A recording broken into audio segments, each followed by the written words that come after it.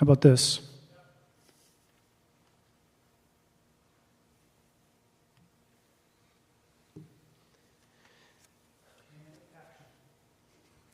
Okay. Welcome to the Thursday, June 2nd, 2022 meeting for Board of Directors for MSAD 51. Tonight we'll be having a public hearing on the issuance of bonds, and I will pass it over to our Finance Chair, Kevin Desmond. Thank you very much, Tyler. I'm having that shocking case of deja vu. Thank you. What the process is going to be tonight is talk about a couple highlights of the actual program that is comprising what we're asking for, and then introduce the warrant articles, and then begin the public hearing. Each of the things that we're talking about tonight are necessary for repairs, and to be able to get almost 50% of the repairs that we're talking about, or the improvements that we're talking about, state funded and then zero interest on the balance is truly fantastic. It's very important to note, this didn't happen to us. It was something that the district aggressively looked for, put in the work on this, and we were successful obtaining those. These were priorities of the Facilities Committee, chaired by my friend to the left, and the Finance Committee. But we were able to go after this with the expert guidance of our Finance Director, Scott Poulin, which we deeply appreciate. Each of these things that we are asking for, as they impact Mabel I. Wilson, would have been things that would have been part of a broader renovation project at that school. But we're able to do these types of things and secure state funding in the process. What I wanted to start with is a few definitions, and I know that we don't have a full house here this evening, but if folks are watching at home and are going to look at this ahead of the 14th, the definitions that we're talking about are here. The Maine Department of Education School Revolving Renovation Fund provides funding assistance to the school administrative units and to ensure that students have a safe, healthy, and appropriate learning environment. The SRRF offers funding where SAUs have identified needs in the areas of health and safety, building systems, energy and water conservation, and learning system upgrades, space upgrades, I apologize. Now, it's broken down in a number of priorities. The top priorities are the ones that tend to get funded more frequently. And for our purposes, we're really talking about these first two. Our application focused on was health, safety, and compliance issues, including roof, structural upgrades, improvement to indoor air quality, compliance with the Americans with Disability Act, hazardous material abatement or removal, and other health, safety, and compliance issues. And priority number 2 is repairs and improvements not related to health, safety, and compliance, limited to repairs and improvements to school buildings, structures, windows, doors, and water supply or waste disposal systems.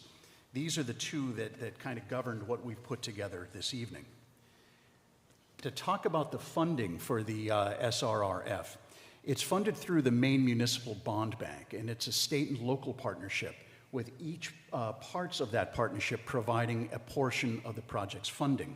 And that leads us to what our discussion is. And you may remember when we were in this room 2 weeks ago, I believe, and we were talking about this ballot question. And I know it's microscopic, so what I want to do is break these down ever so slightly to make it easier to follow.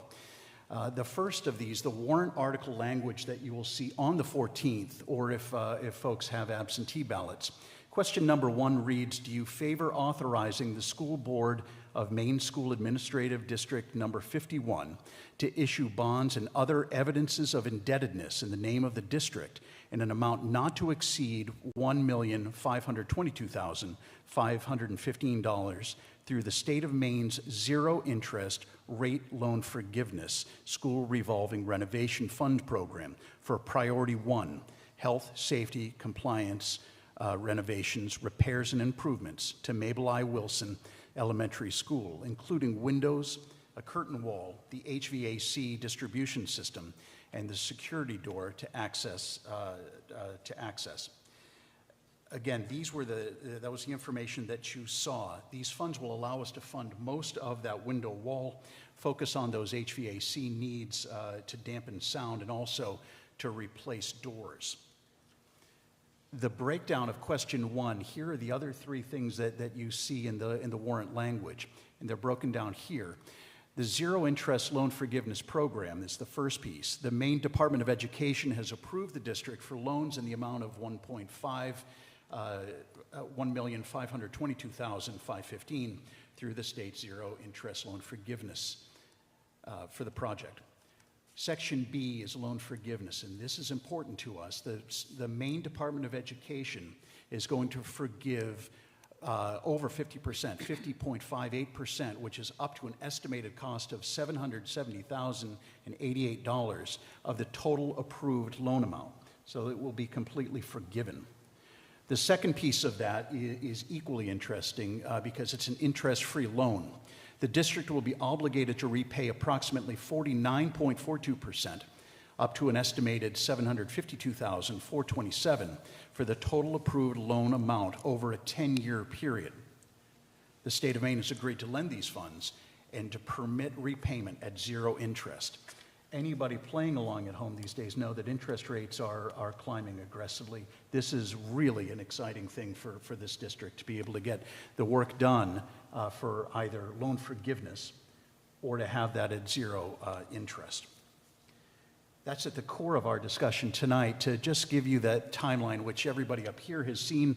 For everybody playing along at home, you can see where we've gone from April 25th to our last meeting here on the 19th, which was the district budget meeting.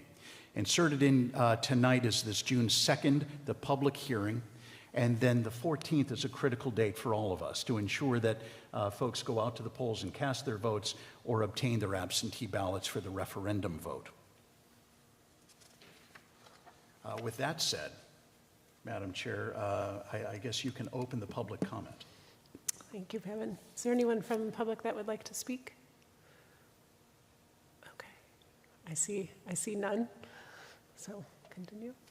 Oh, with that being said, I guess you can close the public meeting and we can move on to additional. Okay. All right, so seeing no public comment, we will move on to our items for action and close the public hearing. Thank you, Kevin, very much.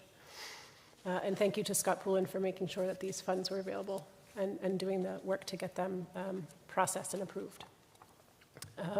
So we will move into items for action. Do I have a motion to enter executive session? So moved. And a second?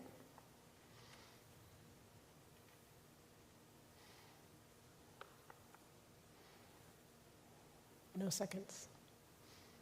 Okay.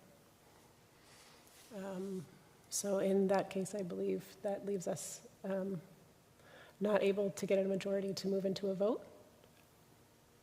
So therefore, we won't be moving into executive session. Is that correct? The chair can second a motion. Okay. Then I will second. Any discussion? Go ahead, Peter. First of all, I would like to just iterate that I respect the right and the duty of the chairman to call an executive session. It's one of the duties and prerogatives. But I can say that for the record that I can't support this. I think Excuse me, could you speak into the mic? Thank you. okay, as I say, I respect the right of the chair to call an executive session. For the record, I sincerely believe that such an executive session would have unintended negative consequences that would be unfavorable potentially both to the board and the school district. So I cannot support this. Any further discussion? Go ahead. I kind of just feel like I don't know enough about what we're getting ourselves into based on Peter's, what he's adding to the discussion here. So it gives me some trepidation to support it just based on that. Okay. Go ahead, Jason. I just don't know enough about what we're going to talk about. I kind of think that this board in executive session, it's the point of executive session, sort of to just hear things out. I don't fear just receiving information and having a discussion. So I guess I don't know enough about the unintended consequences. I do worry about what I'm hearing, but I also don't worry about just hearing information and other people's input. Okay, any further discussion? Kevin? I'm going to echo my colleague Peter, as well as some of the other folks. I'm struggling with having an executive session this evening, and not because it's not the prerogative of the chair to do so, but I'm feeling we're entering something under ambiguous terms, and I'm not comfortable supporting going into executive session this evening. Okay. Any further discussion? All right. All in favor of going into executive session? All right, seeing that there's not a majority, I will move on to adjourn the meeting. Do I have a motion to adjourn? So moved. Second? Thank you.